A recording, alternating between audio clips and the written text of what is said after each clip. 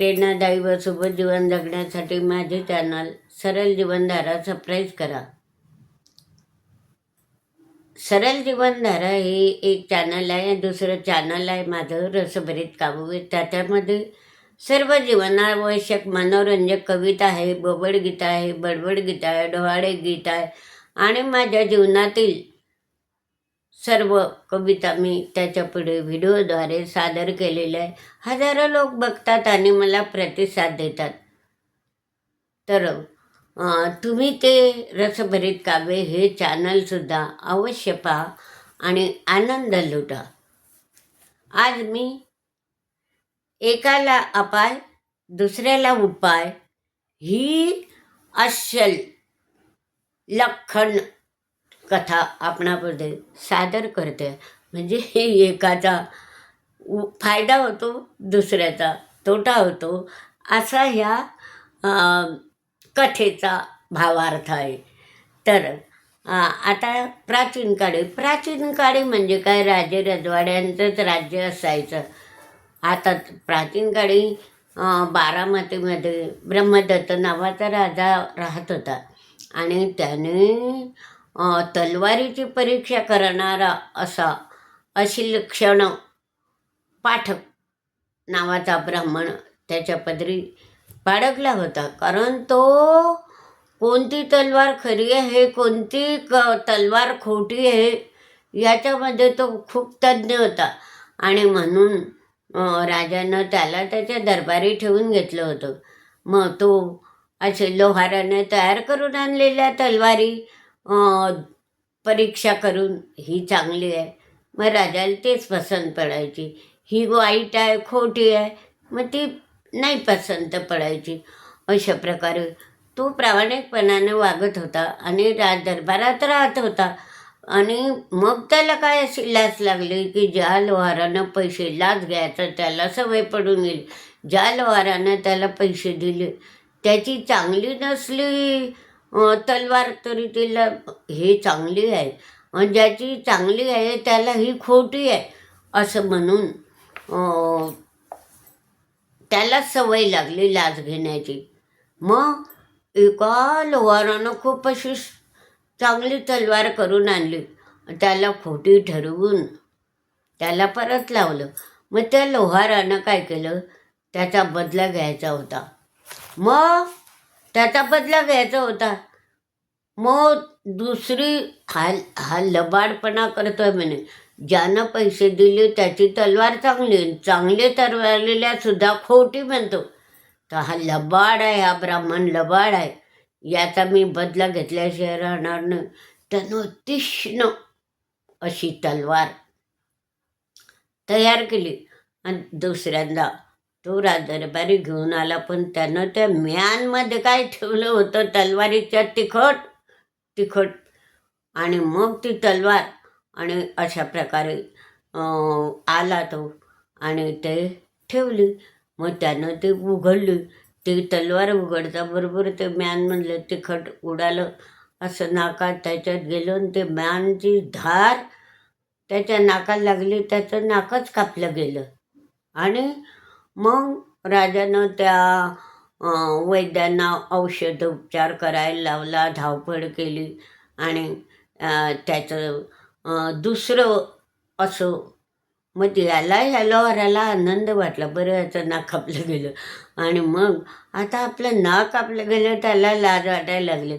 मग राजानं काय केलं की त्याला ते प्लास्टिकचं नाक बसवलं आणि मग तो तेव्हापासून त्यानं त्याचा लबाडपणा सोडून दिला आणि प्रामाणिकपणे काम करायला लागला. पण त्याला अद्दल घडवणारा लोहार होता.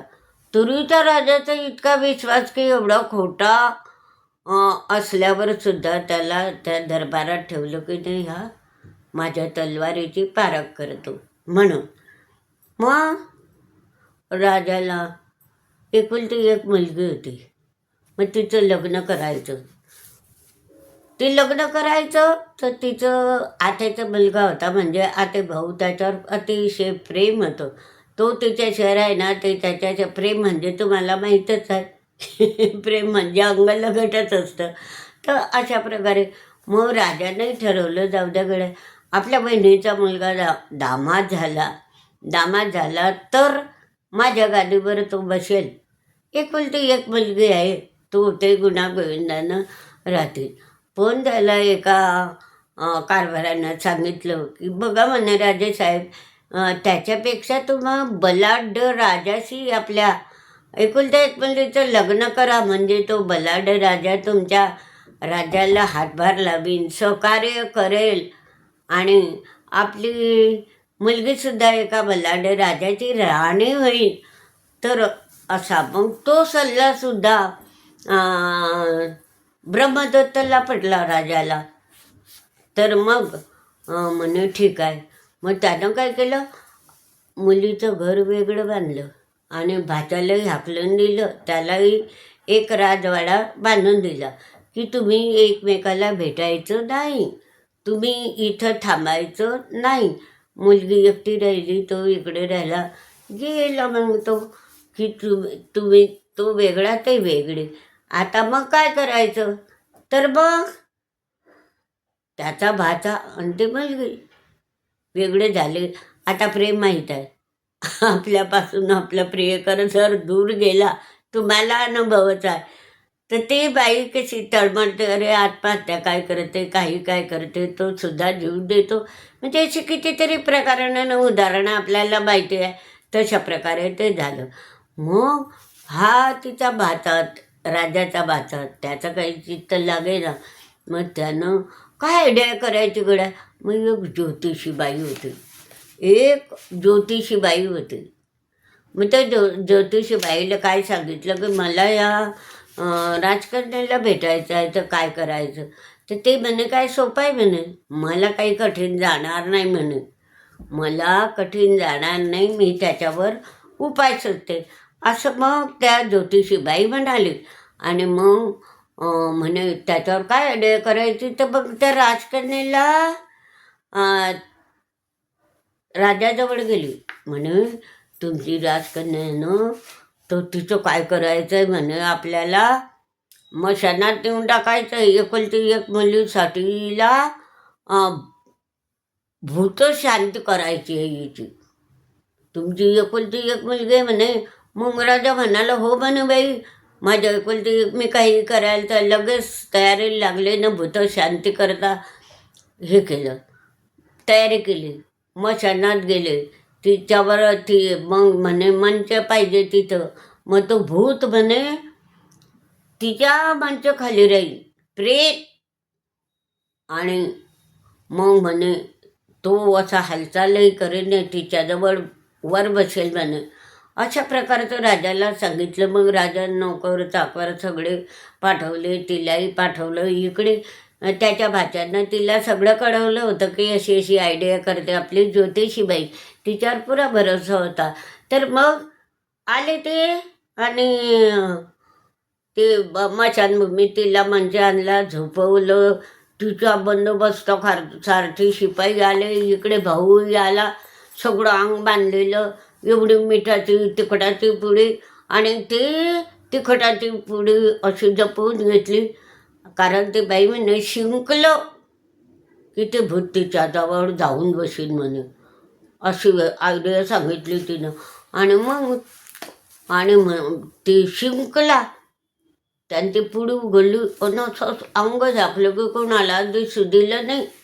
असं अंग झाकून घेतलं, त्याचं तोंड घेऊन काही दिसलं नाही. आणि ती पुडी काढली, तो तिच्या खाली झोपून गेला. पुडी काढली, शिंक झाली. तशी ज्योतिषीबाईनं असं दाखवलं की मी घाबरली, हा माझ्या मागे लागेल, म्हणून ते पडत सुटले. तर ते शिपाईसुद्धा पडत सुटले आणि त्या पुरीला तिथंच सोडून दिलं. आणि अशा प्रकारे मग तो भूत असा, म्हणजे तो मुलगाच हालचाली करू लागला. मग ती सारा गंमतच आली. पण ती ज्योतिषीबाई पळाली, मी पळाली म्हणे की हे सगळे शिपाई पारेकरी, तिचे सगळे बॉडीगार्ड सगळे पडून जाते. तशा प्रकारची तिनं कथा रचली. आणि मग ते प्रीत कोणाच्या तरी बडी पडेल म्हणे, बडी घेईन, चला म्हणे आपण पळा. अशा प्रकारे मग त्याच्या भाच्यानं जे स्वतः कारस्थान केलं ही सगळी बातमी त्या राजाला कळली. आणि तो म्हणाला, अरे याचं म्हणे तिच्यावर खूप प्रेम आहे, आपण काहीही केलं तरी ह्या काही मानणार नाही आणि माझी मुलगी काही ऐकणार नाही. प्रेम प्रेम असतं.